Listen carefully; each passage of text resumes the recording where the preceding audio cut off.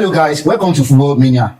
Please do like, subscribe and comment on our posts. So let's talk about the review of game 1, and there are some surprise, shocking and exceptional results. No doubt we all predicted that Arsenal is going to win the match and they won Coventry City comfortably. But let's talk about the elephant in the room, which is new season, new player, same old Manchester United. Manchester United lost to Hull City in an embarrassing 2-0 victory for Hull City. So what can you say about the game? And also, don't forget that we mentioned about Manchester United problem with a back 3 or back 5, and we can see that again in the game that United struggle against Hull City, which eventually led to their defeat. So what can you say about Hull City and Manchester United? So last week I mentioned that Manchester United is not going for a creative playmaker, because I said Bruno Fernandes, if you look at Bruno Fernandes in that match, he's having issue with, like, apart from linking the midfield and the forward, there was issue of that. Let's say Hull City goes back 5.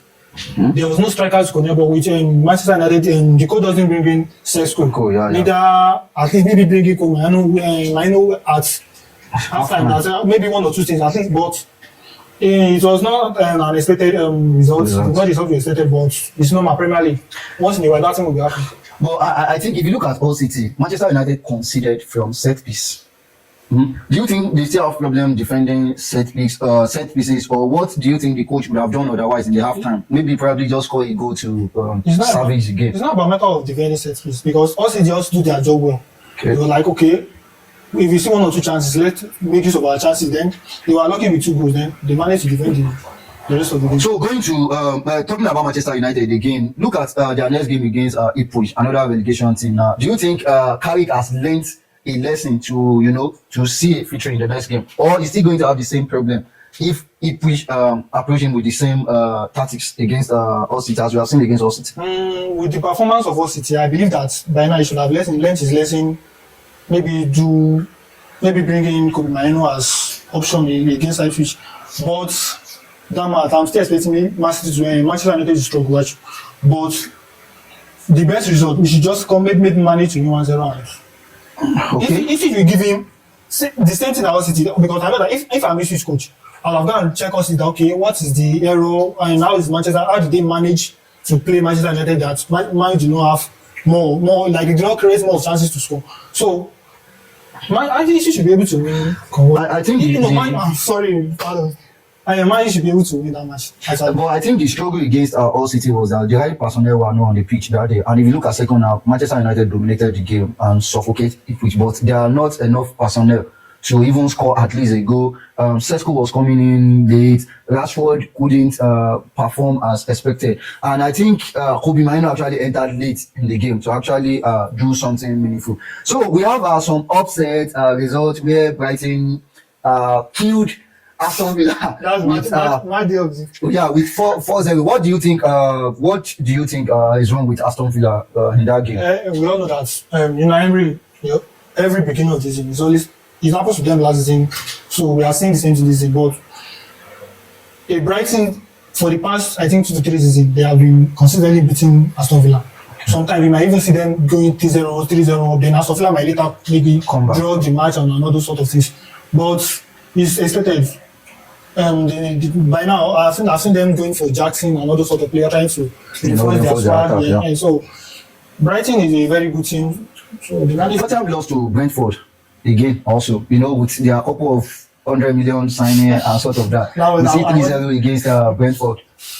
So Tottenham also it's actually a disgrace that with all those signings, you signed Tonali for 100 million. Matthews Fernandes, this is not the Tottenham that we normally see. Like this, I think in the past maybe 10 years that I've been watching football, they spent like 400% of the amount that they have been spending over the years. So at least I'm saying that Tottenham Hotspur, maybe because they are away, but at least Tottenham Hotspur, you are a big team. At least Tottenham, we are ranking Premier League club. Tottenham should be in maybe top 7, top 6. Yeah. So at least you should be able to there is no fight, no goals with all those signings then. Do you think Tottenham is going to? I don't doubt Aston Villa is going to do better. I don't doubt Emery, and he has brought in some couple of players that can change the team. Don't forget they sold some of their big players. I don't doubt Aston Villa. But do you think De Zerbi has what it takes to bring Tottenham to heel this season with their embarrassing performance in the first game of the season? He's a fantastic coach. He's a very good coach, actually. But maybe they are just struggling.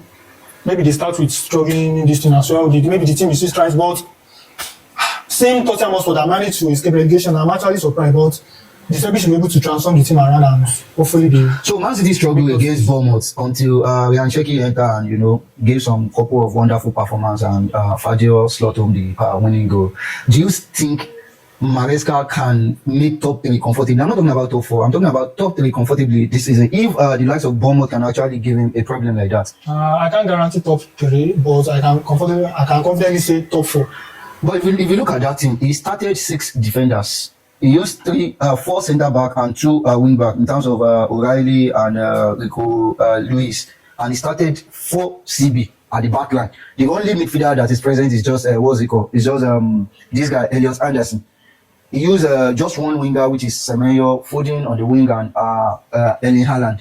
I think I have question with the formation. You can't approach a Bournemouth team with your new coach like that and expect that kind of performance, because I see Darwin as a struggling. Winning is winning fine. They took home their 3-point, but it actually gives something for the opponent to, you know, to notice around that team. Is it fitness or lack of availability of player, or let me say we are seeing the the impact of Guardiola out of the team?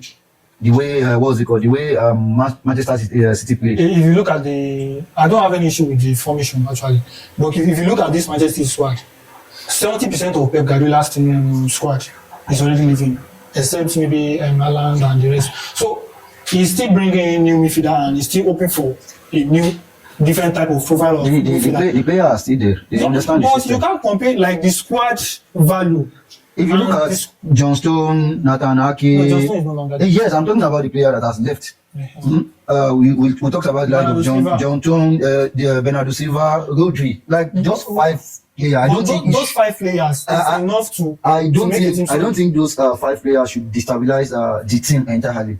And don't forget, this is same Maresca that won trophy for Leicester City, won for Chelsea. You can't. You know the kind of legacy that Pep Guardiola has set. There's no doubt about that. And you know that change. Let's take a look at when Ferguson left Manchester United and the new, like the transition of the new coaches and new players. I believe it's the same thing that's currently happening to Manchester, because when you change coach, like a coach that has been constantly winning for the past 10 years, then you are bringing in new type of player. Then Man City will actually, this season I expect them to struggle a bit, especially facing teams like Bournemouth and others. Well, I disagree with that point. I think Maresca will still figure it out along the season. Along the season, but I'm just curious, you know, with their performance against a wonderful side like Bournemouth like that. And let's talk about the Liverpool and Newcastle.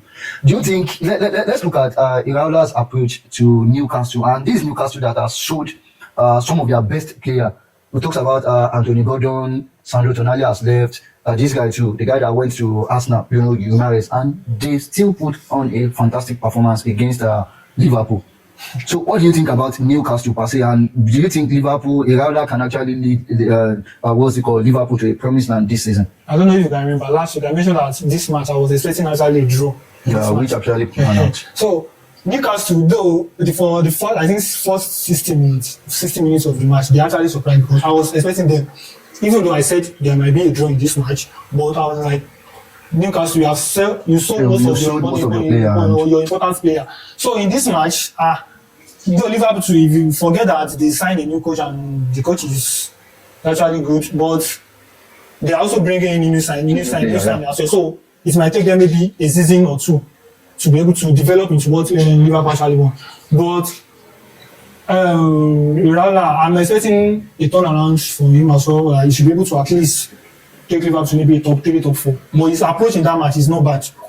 So let's talk about the highest scoring match in game 1, which is Chelsea Fulham. I call them landlord and tenant. As a Chelsea fan, how do you feel about the game? I'm still traumatized. How would I put it? I'm okay with it, like I'm okay with the performance of the team, that like our attacking play. It makes sense more than last season, because there's not more of, and I'm seeing risk passes that, okay, at least every time maybe one time Kupama carries ball, we are attacking, and we have João Pedro, Morgan Rogers, and Kupama as a three attacking trio. So I'm okay with the attacking part, but the defensive parts, I'm still like a bit. When Fulham scored their second goal, at that, like conceding 2 goals, though they are playing away to Fulham, but if you look at that, you are playing 5 man and still, especially my goalkeeper. I should forget. After Fulham scored their second goal, do you think Fulham would have escaped with a draw that day? Definitely they could have. If they convert 1 or 2.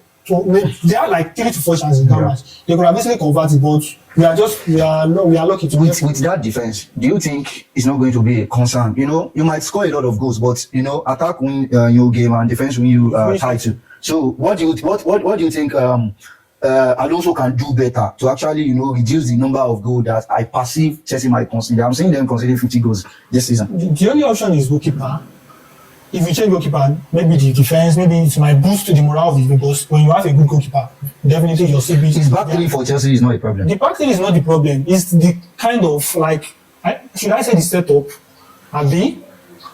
Maybe, well, we will say like the team is still young. The defense is still young. Maybe they might, maybe with more matches they might develop. And we are also struggle this season. You know, you are playing once in a week and probably Carabao and this thing. Is that going to be a struggle in that? So that's from a Chelsea, as a Chelsea fan's perspective, I'll be expecting that is either way.